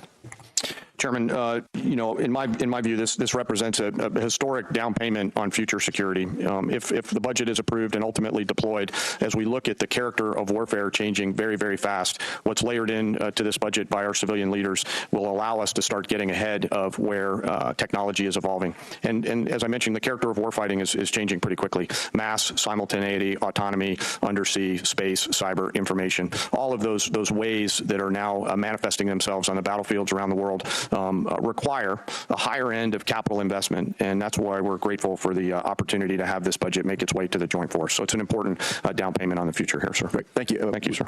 With that, I yield to the ranking member for any questions he may have. Thank you. Mr. Hurst, drag you into the conversation here. We have not yet received from the Pentagon the costs of the war. So just for the record, we'd like to get that as soon as possible. Certainly the munitions expended, but also underreported is we've had a fair amount of equipment destroyed, including 2 C-130s with the rescue of our downed airmen. So do you have either A cost estimate coming to us anytime soon, or be a specific supplemental request? Thank you for that question. So approximately at this day, we're spending about $25 billion on Operation Epic Fury. Most of that is munitions. There's part of that is obviously O&M and equipment replacement. We will formulate a supplemental through the White House that will come to Congress once we have a full assessment of the cost of the conflict. Sure. So you're saying the full cost at this point is $25 billion? Yeah, that's our estimate for the cost. Okay, interesting. Because I'm glad you answered that question, because we've been asking for a hell of a long time and no one's given us the number. So if you could get those details over to us, that would be great. Mr. Secretary, you mentioned the nuclear aspect of Iran and the war. And it is worth noting that every president prior to this one, including President Trump in his first term, also prevented Iran from getting a nuclear weapon without actually having to go to war in Iran. So we need to keep that in mind. But also, since the war started, Iran's nuclear arsenal has not been weakened in any way. And at the moment, in negotiations, what Iran is saying, basically pay us to open up the strait. That's their position, which is completely untenable. I agree. It's worth noting, of course, that the strait was open before the war started. Now we're negotiating to get back to status quo. And Iran's most recent offer is to say, we'll talk about nukes later. So what is the plan to actually turn all of this lethal kinetic action into an improvement in the nuclear situation? Because we haven't gotten there yet. Play it out for us. How does that happen? How does it actually lead to that result? Well, I would take issue with the premise of the question that nothing was done. Operation Midnight Hammer was a very effective. Well, I didn't say nothing was done. I said in this war. Ultimately, well, this under this administration, unlike other administrations, which cut bad deals and pallets of cash with no ability to oversee whether Iran is actually pursuing a nuclear program. So where we're litigate JCPOA or the Iran deal, our view, the president's view, is that was a very bad deal. It gave them a bunch of money up front. The future. To fund, you talked about negotiated deals. Allowed them to fund their proxies and spread Hamas and Hezbollah all around the region, build up nuclear capability. What are we going to do? President Trump has been clear-eyed from the killing of Qasem Soleimani to the pulling out of the Iran deal to Midnight Hammer and now to this effort to recognize that you have to stare down this kind of enemy who's hell-bent on getting a nuclear weapon and get them to a point where they're at the table giving it up in a way that they never have it. So they haven't broken yet. Okay, we haven't gotten there yet for all of the. Well, their nuclear facilities have been obliterated. Underground, they're buried and watching 24/7. So we know where any nuclear material. Reclaiming my time for a second here. We had to start this war, you just said, 60 days ago, because the nuclear weapon was an imminent threat. Now you're saying that it was completely obliterated? They had not given up their nuclear ambitions, and they had a conventional shield of thousands of. So Operation Midnight Hammer accomplished nothing of substance. It left us at exactly the same place we were before. So much so their facilities were bombed and obliterated. Their ambitions continued, and they're building a conventional shield. Let me try again. It's the North Korea strategy. You know this very well. The North Korea strategy was use conventional missiles to prevent anybody from challenging them so they could slow walk their way to a weapon. President Trump saw Iran at its weakest moment, took an action to ensure, in a way that only the United States of America could do with our Israeli partners, and yet to ensure their conventional shield was brought to the question, if I could get to it. So on Ukraine, a year plus ago, your advice, the president's advice, was Ukraine had no cards to play. They should go cut the best possible deal they could.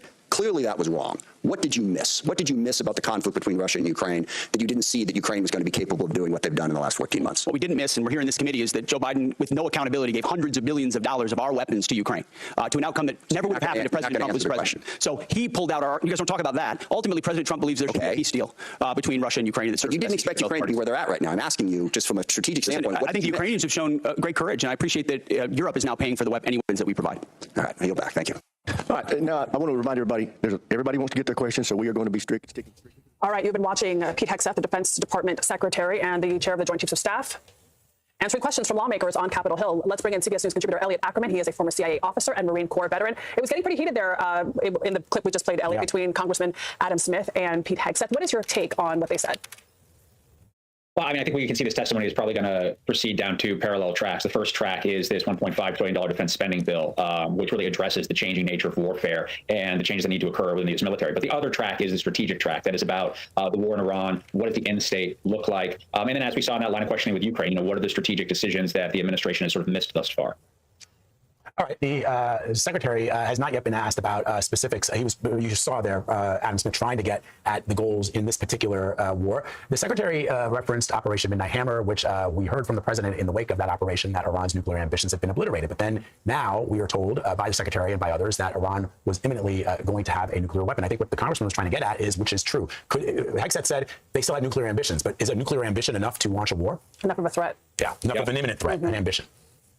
I think, as long as the Iranian regime is in power, they will have those nuclear ambitions. It's very difficult to see them giving them up whole cloth. So it sort of comes to this challenge of, what is the administration's long-term strategy if you have someone across the negotiating table for you who is dead set on getting a nuclear weapon? And the administration has really struggled with its messaging on Iran from Midnight Hammer up to the present as to, what is the end state here? And I think what we're saying in the tension in these lines of questioning is that fact that the messaging has not been consistent. So, Elliot, is it clear then to assume that given that the administration is negotiating with the Iranian regime for some end to this war, that once that negotiation happens and is complete, however it is, that the Iranian regime will still be in place? I think at this point, it seems as though that is certainly the near-term outcome. And if you have the same Iranian regime in place, typically we see in the wakes of wars like this, those regimes become even more hardline. And so then the question becomes, do they slowly try to resume their nuclear weapons program, because that's an enormous point of leverage for them. And I think the administration and the tension we're seeing is that the administration strategically now is in a tough place, because their initial strategy was that they would launch these attacks when Iran was at its weakest and that the regime would collapse. And that didn't happen. And now it's difficult for them to find a path forward. All right, Elliot Ackerman, thank you so much. All right, so let's go over here. So before we get into watching all the back and forth that Pete Hegseth had during this entire committee hearing, we're going to track every dollar of U.S. defense spending right now over time. We're going to track it. So I think this is important right here, an important lesson for Americans to really understand this. And if you're watching me, you need to really get this and grasp this really 100%. So that's the reason why I chose this video, because right now, the number one thing we're spending on is defense. The fact that we cannot afford anything else, we can't even afford to deport illegal aliens to our country because majority of our money is going towards our military defense, is why we are dealing with a lot of issues domestically where we should not be. So let's go ahead and tune into this. Oh yeah, I gotta restart that quick. Whoops. So let me go ahead and start that. On the 9th of March 2026, Open the Books released a report which showed just how the US government had managed to spend $50 billion in just 5 days the previous September. And buried in between all the things that you might expect from the military was something a little more shocking. In just 1 month alone, the Pentagon had spent $2 million on Alaskan king crab, $15 million on ribeye steak, and more than $7.4 million on lobster tails, not just once, but on 4 separate occasions. Just a few months before this story broke, Donald Trump took to Truth Social with a single announcement. He wanted to increase the US defense budget to $1.5 trillion. For context, the US is already the largest military spender in the world, but this would now mean it spends more on its defense than every other country on Earth combined. But how do they even spend their existing $900 billion budget? Yet alone another $600 billion on top of that. In just the first week of the Iran conflict alone, enough money was spent to cover the cost of nearly 1 million Americans' healthcare for a year. But even all of that is still a drop in the ocean, less than 1% of the total figure. So where does that money actually go? The more we looked into it, the more we realized this isn't just a budget. It's a black hole at the very center of America's economy. And when you start reading through the documents, you realize this black hole is only growing. Here's how the US spends so much on its military and why it's only getting bigger. The Pentagon is asking the White House for $200 billion in funding for its war against Iran. President Donald Trump has proposed over 50% hike in U.S. defense budget. $1.5 trillion in military spending. Imagine an Iran that instead of spending their wealth supporting terrorists or weapons had spent that money helping the people of Iran. You'd have a much different country. We've spent $8 trillion in the Middle East, and we're not fixing our roads in this country. How stupid is it? In the first quarter of 2026, the United States military showed the world exactly how impressive and expensive their war machine could be, from seizing Maduro in Venezuela to launching strikes on Iran. In fact, in the first week of the conflict against Iran, Pentagon officials briefed the White House that these 7 days alone had cost the American taxpayer over $11 billion. On the first day alone, the US sent 200 Tomahawk missiles at $340 million, fighter jet sorties at $271 million, 2 carrier groups sitting in the water, $15 million a day, and B-2 bombers flying non-stop from Missouri, another $30 million. All in all, $779 million. Add to that yet another billion to get it up to the official. That's insane to me how much money we're spending just to go and just simply bomb them from the sky and attack them from the sea. That's how much, like literally $779 million in total what we're doing. That's the jets, the bombs, the B-2 bombers, the aircraft carriers. Bruh, the amount of money we're spending alone is literally just like easy. It's like going to a strip club. Let me give you an analogy. It's like going to a strip club. You have so much a wad of cash, you just throw it off on unnecessary like shit, like getting a lap dance or whatever. If you're into that crap, that's exactly what we're doing right now when it pertains to this war with Iran. We're just throwing it like Iran is a stripper, and she's just basically taking all of our money right now. Because we don't know why. We're not even explain why it is that we're spending so much money on this stripper, the club, even though I'm not really getting any satisfaction or nothing from it. That's the same thing what we're doing right now. We're not getting any satisfactory from it. And if you're like a Zionist or whatever, yeah, of course you'll be happy about this shit. If you're like some evangelical Jew, the evangelicals not Jews, but it's like but they're spiritually Jewish. But the point of the matter is, like, if you're like that, to where you're like a Protestant Christian and you feel like this is God's plan to go out here and let God's chosen people wipe out a race of people because you feel like they're in the way of preventing the Jews from bringing about building their third temple and bringing back the Messiah.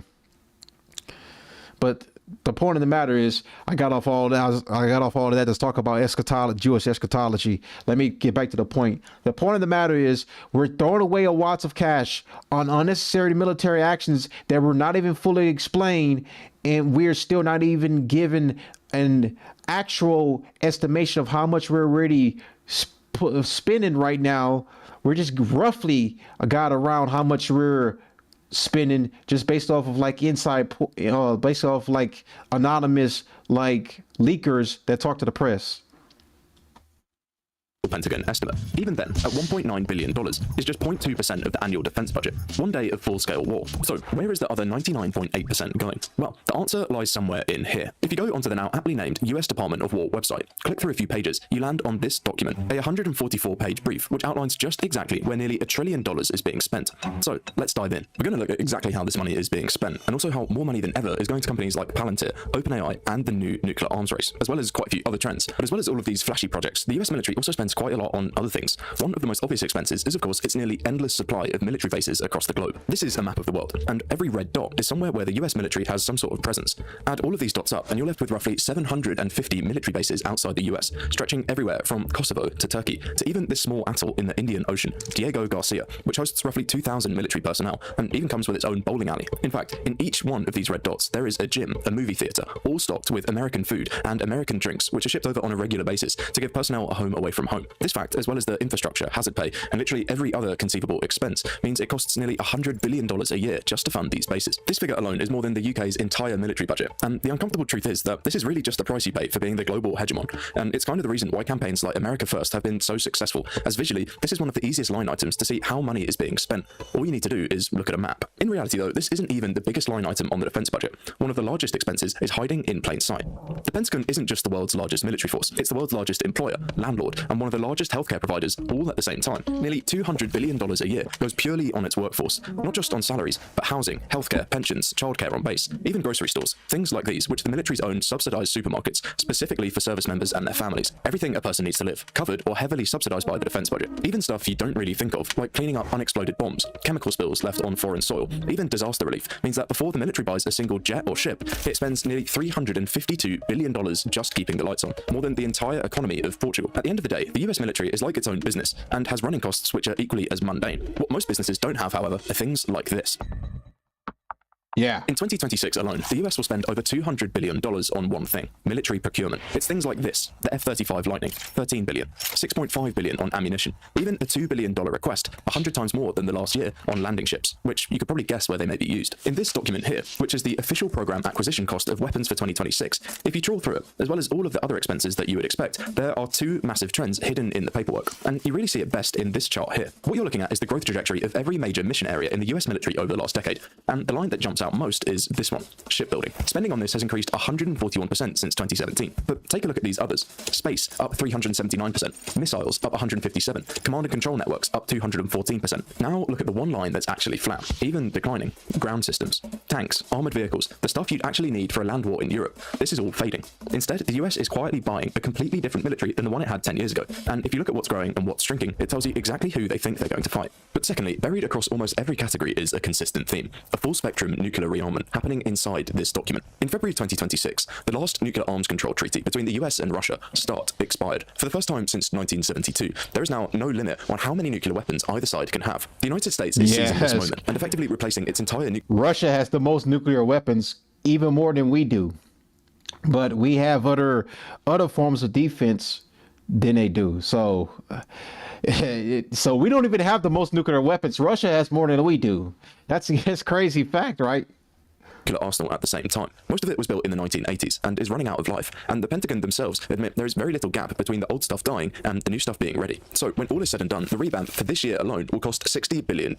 This includes Columbia-class submarines, the still in production B-21 stealth bomber, and the Sentinel ICBMs, which replaces 400 missiles in silos across 5 states. And that $60 billion is just the delivery systems alone. It doesn't include what the Department of Energy actually spends on building the warheads. So the real cost of America's nuclear insurance policy is quite a bit higher than that. All of this does, however, raise the important question: why does all of this stuff cost so much? In the recent attacks in the Middle East, the Iranian forces have managed to cause mass chaos and panic across the region with a swarm of drones which cost as little as $500 each, whereas the US has spent nearly $50 billion in a single month. In fact, in 1991, this Stinger missile here cost $25,000, and in 2026, it now costs $500,000, 20 times more. A very big reason for this, and I guess why the US spends so much more than any other country, is a procurement process that's so slow, so expensive, and so captured by a handful of companies that it might be the single biggest reason the US military costs what it does. Out of roughly $850 billion in the discretionary defense spending in 2026, around $450 to $500 billion will end up with private contractors, and roughly a third will go to these 5 companies here: Lockheed Martin, RTX, Boeing, General Dynamics, and Northrop Grumman. It wasn't always like this. In fact, there used to be around 51 major defense contractors in the US,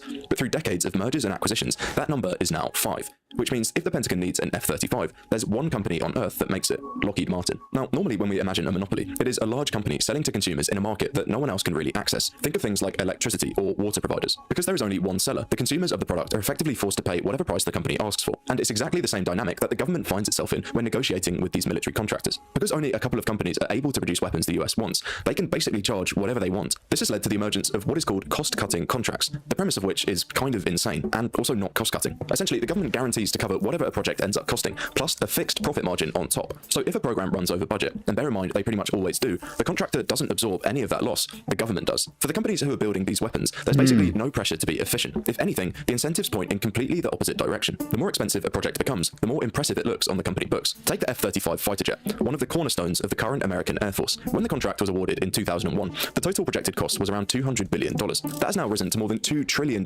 over its lifetime, a 10-fold increase. And an internal Pentagon report said themselves affordability is no longer embraced as a core pillar of the program, which is a pretty crazy thing to say after spending more than 80 years of the NASA budget on it. Given how obsessed the US government is with its military capabilities, you might expect them to spend a bit more effort getting these contracts down to a reasonable price. But that's actually a lot easier said than done. For starters, US weapons manufacturers have spent more than $2.5 billion on lobbying since 2001. And yes, having one of your board members as a Secretary of Defense definitely helps, but there's actually a much more important reason why this is so hard to change. You see, when these companies receive billions in contracts to build new weapons, they aren't just looking for scientists and engineers. Physical labor is still needed to build the thing. And these aren't really the kind of products that you can simply just offshore to China. So instead, the contractors deliberately spread out the construction operations in as many congressional districts as possible. The F-35 program alone had suppliers in 45 US states. And if any lawmaker tries to cut the program, they'd be cutting masses of jobs from their own district, something which no politician is overly keen on doing. So regardless of how poorly these programs perform, they become almost impossible to kill, which for decades has defined the US defense industry. But as is often the case, the worst inefficiencies end up creating the greatest opportunities for companies to profit. By the early 2000s, Silicon Valley had begun to notice just how much money these defense contractors were making, despite providing a pretty subpar service. Palantir today is worth 3 times as much as Lockheed Martin. It works by combining every available stream of intelligence data, drone footage, satellite imagery, phone records, financial transactions, with... Yeah, you already know how Palantir is down right now, so not a surprise about that. Right now, they're worth more than Lockheed Martin. That's no-brainer. Advanced data analytics software, so they could identify a target's precise location in real time. The US military used this tool, combined with AI systems provided by Anthropic, to strike over 1,000 targets in the first 24 hours of its attack on Iran, something which would previously have been impossible. In fact, the Pentagon's own chief of AI called the system revolutionary. But that's where the story gets a bit strange, because despite the praise and the enormous amounts of money being spent, there isn't any single AI line item in the US budget. The official reason from the Pentagon is that it's not a single technology to develop, but an overlaying capability that will pervade every system, which kind of seems like Pentagon speak for, we're not going to tell you how much we're spending on it, because we don't really want you to know. Regardless, it's more or less possible to piece together how much is being spent on these new programs. And spoiler alert, it's a lot. $13.4 billion on autonomous systems. That's robot submarines, drone ships, ground robots, aerial drones. $800 million just on developing those AI wingmen. $15 billion on cyber, with AI-powered threat hunting and offensive hacking baked in. Since 2016, the Pentagon has spent at least $75 billion on AI programs. Okay, so regardless of whether the money is going on AI tech or traditional weapons, the money kind of seems to just disappear into a massive black hole. Which brings us to what Trump actually wants to do with that $1.5 trillion. and whether it makes any sense for America. Now, before we get into the specific weapons and programs, there's something worth understanding about how this budget actually works. Every year, Congress votes on a defense budget. For 2026, that number is $848 billion, the same as last year. But sitting alongside it is a second, separate spending mechanism called a reconciliation bill, which bypasses normal spending caps entirely. The second track is how you get to $1.5 trillion, and because it faces far less scrutiny than a normal budget process, it's also where the slightly crazier ideas tend to get placed. This $500 billion military spending spree breaks down into 3 categories, the first of which is the Golden Dome, the idea to send thousands of satellites into low Earth orbit, each carrying interceptor missiles, which would destroy incoming threats within seconds of... That by itself costs like a fucking shitload of money, man. Trillions of dollars they want trillions of dollars to fund that Golden Dome, bro. Far powerful than Israel's Iron Dome, but the problem is the amount of money they need to fund this, it's astronomically, probably even far more to fund the entire military industrial complex. Possibly. It's crazy. It's insane.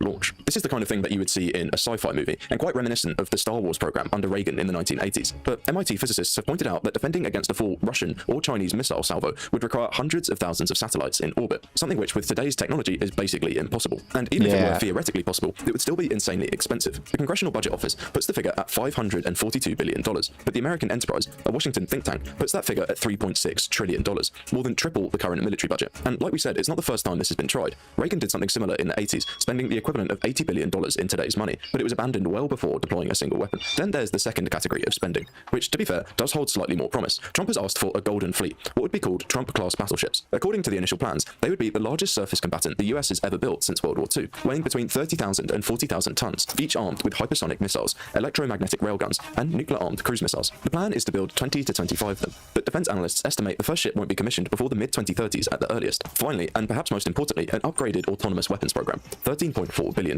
in this year's defense budget alone, the first time the Pentagon has ever broken it out as a dedicated line item. That covers drone swarms, robot submarines, and autonomous ground vehicles, exactly the kind of thing we've seen deployed during the war in Iran. All in all, this is expected to add about $500 billion to the US military budget every year, which is obviously an insane amount of money to be spending. Now, as crazy as that all might sound, there was something of a plan to pay for it when he first came into office, and this really rested on 2 pillars. Firstly, tariffs alone were projected to bring in around $2.5 trillion over a decade, which wouldn't cover everything, but would go a long way. And add to that Doge, Elon Musk's famed government efficiency drive, which promised to cut $2 trillion in federal waste, and the numbers could just about be made to work. But this plan on both fronts has fallen apart almost immediately. The targeted savings from Doge shrank from $2 trillion to $1 trillion to $150 billion over the course of a few months. And independent analysts from the American Enterprise Institute put the real verified figure closer to $10 billion, not even enough to pay for one of the single proposed Trump-class battleships. Then, last month, the same thing happened to the tariffs. The Supreme Court ruled, with 6 votes to 3, that Trump wasn't legally permitted to impose most of them in the first place. And without those revenues, tariffs would cover around 15% of the proposed defense hike, leaving the rest to be borrowed. So the plan to pay for the dream military has essentially collapsed, and what's left is a massive pile of debt, added to a country that already owes $39 trillion. But as crazy as these plans might seem, the underlying pattern isn't anything new. It's actually one of the most recognizable themes in history. Rome, the British Empire, the Soviet Union, each of them, as their economic foundations began to weaken relative to rising competitors, leaned harder onto the one thing they still had: military power. America is now spending more and more on its military, whilst its share of global GDP continues to decline, which is generally not a good sign. A few decades earlier, the USSR found itself in a similar situation. Back in the 1960s, it was spending just 10% of its GDP on the military, which is still a lot, but within 2 decades, that number had doubled, the equivalent of the US increasing its defense budget by 6 times. Strangely enough, the reason for this had nothing to do with the Soviet economy. In 1962, Khrushchev placed nuclear missiles in Cuba, and when he was eventually forced to back down, it was humiliation. Brezhnev came to power 2 years later with almost religious commitment to military parity with the United States, whatever the cost. But by massively increasing the size of the military, they had cut back on consumption and investment spending, the things that actually make an economy work. By the 1990s, this all came crashing down. Now, it's important to note that the US is of course not the Soviet Union. Its economy is larger, more dynamic, and it holds the world's reserve currency, which gives it a level of borrowing power the USSR never had. But there's still some worrying similarities.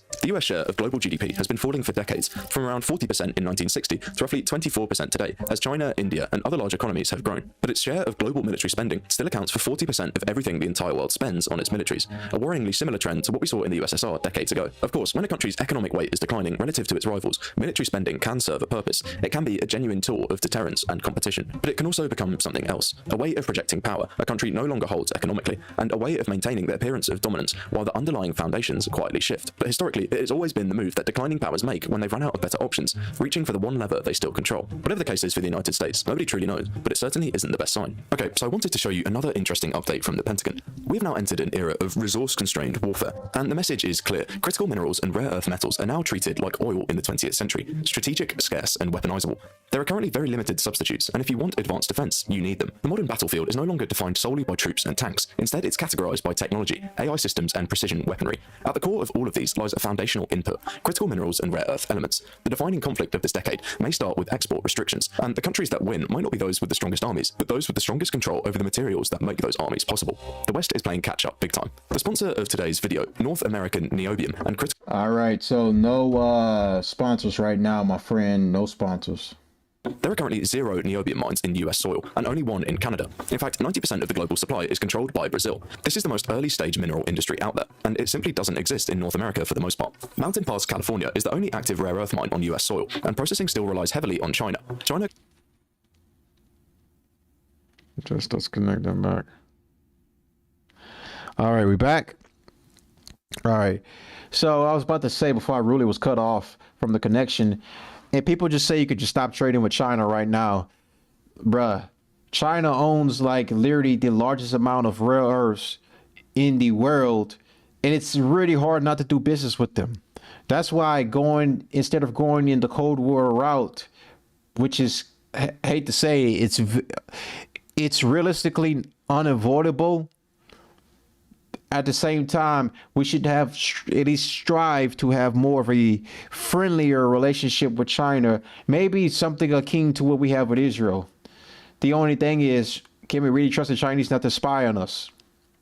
No. We've already had Chinese CCP spies that infiltrated America already. So when it comes to what I mentioned this earlier about unipolar and multipolar world, you see that with China. It's a reflection on China because like China wants to be a global superpower, wants to be number one. And the fact that they're fighting to be number one, which means their adversary, their obstacle, which is us, America, is standing in their way. In order for them to be number one, they have to basically take out their obstacle. And I don't mean like completely like wipe us out of existence. No, make sure we're just like basically economically, I'm trying to think of a follow-up word, economically deterred. Scale. Right now, 2 seismic events have collided. First, Operation Epic Fury has triggered a surge in US munitions consumption and replenishment needs. Second, the Trump administration executed the most aggressive critical mineral strategy in modern US history. Layer on China's tightening export controls, and you have a textbook supply shock plus demand surge setup that dramatically favors companies exploring for niobium, praseodymium, and neodymium, and the broader rare earth basket. On March 4th, the Defense Logistics Agency issued urgent requests for proposals to boost domestic supplies of 13 critical minerals used in semiconductors, precision-guided munitions, fighter jet magnets, and missile components. Every new munition order, every F-35 rollout, and every allied defense pact now translates directly into higher demand for these materials. Trump's policies are compressing the timeline from mine to magnet, while China's restrictions are widening the price premium for secure Western supply. Conduct your due diligence on North American Niobium, ticker NIOMF. I hate when these fucking people start running their ads. It's kind of Jewish. So let's talk about this right quick. So President proposes 1.5 trillion defense budget. That was mentioned during the video. So let's go over that a little bit more and elaborate more on that. What does that mean? So the White House released its fiscal 2027 budget blueprint Friday with a record 44 increase in defense spending. I mentioned this earlier. The $1.5 trillion request for 2027 builds on the record $1 trillion for 2026 and includes a pay boost of 7% for all military personnel ranked E5 and below, 6% for E6 to O3, and 5% for O4 and above. This amount exceeds even the Reagan buildup by approaching the historical increases just prior to World War II, a level that recognizes the current global threat environment and restores the readiness and lethality of our forces, states a White House fact sheet. The fiscal 2026 budget totaled $1 trillion through a combination of $838.7 billion in Defense Appropriations Act and an additional $1 $850 billion as part of the so-called One Big Beautiful Bill signed last summer. The 2027 budget request includes $1.1 trillion in base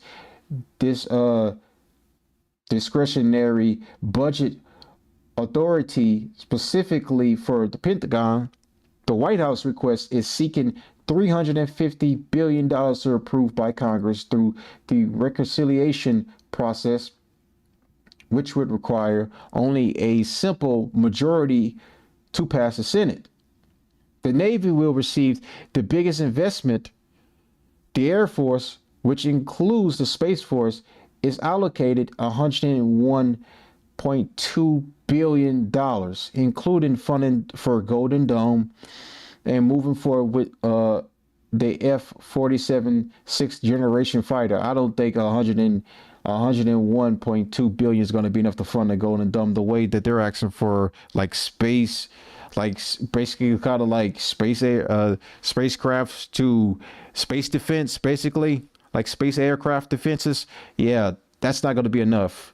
We're actually like literally pushing towards like the trillions of dollars when we're asking for that type of material. The Army receives a total of $60.5 billion. My God, bro. The administration also plans to focus on unmanned and counter-unmanned systems, AI, and warfare health funding by treating combat medicine as a dedicated readiness and training platform rather than something funded with the leftovers. After insurance and employment benefits, the 2027 budget ensures medical forces are trained, equipped, and ready to deploy at the speed required to meet pacing threats, states the budget request. To offset the increase, the White House has proposed a 10% cut in other domestic spending programs, bruh. The full details of this will be included in the budget justification book, or J books for short, from budget directors from Army, Navy, Air Force, Marines, and the Missile Defense Agency. Their release is expected to come at the end of April. A president's budget is a document reflecting the priorities of an administration, but does not bind the hands of Congress. The Friday release is merely the start of a longer process in which Congress committees will play a significant role. In a joint statement supporting the historical increase, the chairman of the Senate and House Armed Service Committees noted the nation is facing the most dangerous global environment since World War II in joint press release. This bold commitment provides the resources needed to rebuild American military capabilities and confront those challenges head on, said Senator Roger Wicker, Republican from Mississippi, and Rep. Mike Rogers, Republican, Alabama.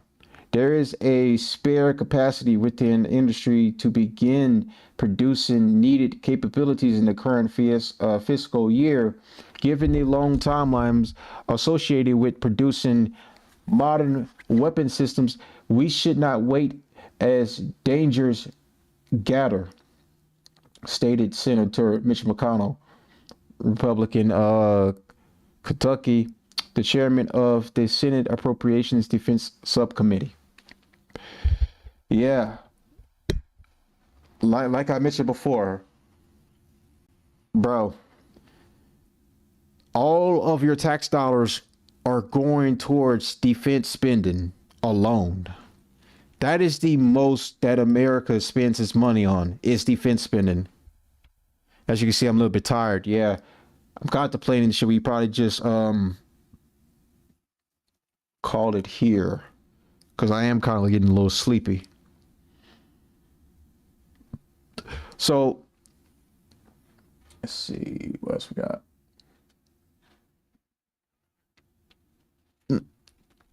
Got a burp.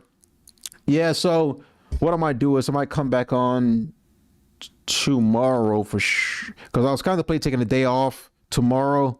I might come back on tomorrow. Let me pull my face back up here. So I might think about coming back on tomorrow right now, because I am getting kind of sleepy. I should have took a nap before I jumped on stream. I usually do.